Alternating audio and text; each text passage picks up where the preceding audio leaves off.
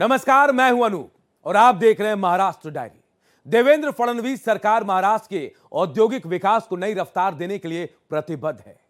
औद्योगिक विकास और रोजगार के अवसर को बढ़ाने के लिए बाकायदा 2 बड़े एमओयू पर साइन किए गए हैं। राज्य के इलेक्ट्रॉनिक और लॉजिस्टिक्स विकास पर देखिए यह खास रिपोर्ट। निवेश, औद्योगिक विकास और रोजगार। निवेश और औद्योगिक विकास को बुलंदियों तक पहुंचाने के लिए देवेंद्र फडणवीस सरकार प्रतिबद्ध है। सीएम फडणवीस की उपस्थिति में 4080 करोड़ के 2 बड़े करार किए गए हैं। इससे करीब 4750 से ज्यादा रोजगार पैदा होने की उम्मीद है। इसके तहत पुणे में 1500 करोड़ की लागत से इलेक्ट्रॉनिक्स मैन्युफैक्चरिंग सर्विसेज यानी ईएमएस का विस्तार किया जाएगा।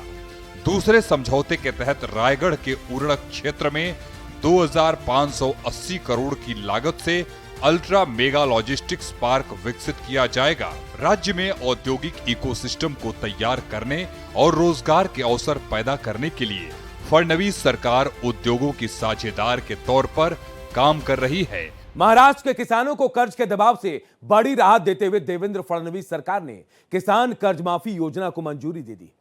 कृषि अर्थव्यवस्था को मजबूत बनाने, किसानों की दशा को सुधारने की दिशा में उठाए गए इस अहम कदम पर देखिए यह खास रिपोर्ट। किसान कर्ज मुक्ति योजना मंजूर। महाराष्ट्र में किसानों पर कर्ज के बोझ को कम करने के लिए देवेंद्र फडणवीस सरकार ने बड़ा फैसला लिया है।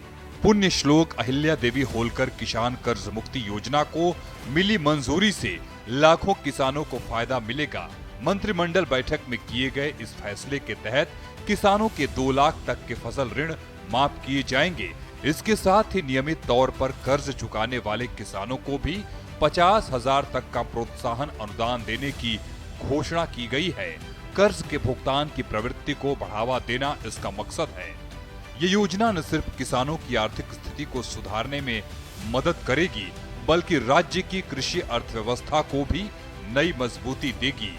मुंबई महानगर क्षेत्र की कनेक्टिविटी को नई रफ्तार देने के लिए फडणवीस सरकार ने कई मेगा इंफ्रास्ट्रक्चर परियोजनाओं को मंजूरी दी है। इन परियोजनाओं से ट्रैफिक जाम में कमी आएगी और विकास को भी नई गति मिलेगी। मेगा इंफ्रास्ट्रक्चर प्लान को मंजूरी। मुंबई महानगर क्षेत्र एमएमआर में ट्रैफिक दबाव को कम करने और कनेक्टिविटी को मजबूत बनाने की दिशा में अहम फैसला किया गया है। फडणवीस सरकार ने यातायात व्यवस्था को नई गति देने के लिए 22,611 करोड़ की परियोजनाओं को मंजूरी दी है। इस मौके पर डिप्टी सीएम एकनाथ शिंदे और डिप्टी सीएम सुनेत्रा पवार मौजूद थी। 17,036 करोड़ से गायमुख फाउंटेन होटल टनल और भायंदर एलिवेटेड ब्रिज का निर्माण किया जाएगा। इसके साथ ही नवी मुंबई मेट्रो नेटवर्क विस्तार के लिए 5,575 करोड़ की मंजूरी दी गई है। इन परियोजनाओं के पूरा होने से ट्रैफिक जैम में कमी आएगी और क्षेत्र के विकास को भी नई गति मिलेगी। छत्रपति शिवाजी महाराज की प्रतिमा का अनावरण। नवी मुंबई एयरपोर्ट पर छत्रपति शिवाजी महाराज की भव्य प्रतिमा स्थापित। छत्रपति शिवाजी महाराज की समृद्ध विरासत को सम्मान। सीएम देवेंद्र फडणवीस ने प्रतिमा का किया अनावरण। ठाणे क्लस्टर योजना को रफ्तार। डिप्टी सीएम एकनाथ शिंदे ने ठाणे के क्लस्टर पुनर्विकास योजना में तेजी लाने के दिए निर्देश। ठाणे से वागले एस्टेट क्षेत्र, किशन नगर और कोपरी में पुनर्विकास को नई रफ्तार। क्लस्टर परियोजनाओं को पूरा करने की एमएसआरडीसी को सौंपने का फैसला। तूफान से नुकसान का जायजा। बारामती में तेज हवा और तूफान का कहर। डिप्टी सीएम सुनेत्रा पवार ने तूफान से नुकसान का लिया जायजा।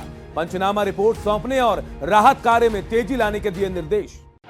रेलवे फाटक मुक्त बनेगा महाराष्ट्र। सीएम फडणवीस की अध्यक्षता में आयोजित महारेल की बैठक में 65 परियोजनाओं को मंजूरी।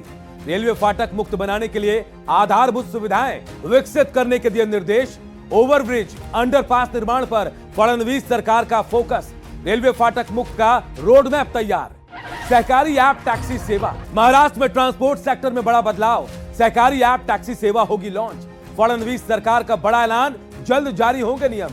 डिजिटल ट्रांसपोर्ट में आएगी क्रांति। लाखों ड्राइवरों को मिलेगा फायदा। महाराष्ट्र डायरी में आज के लिए इतना ही।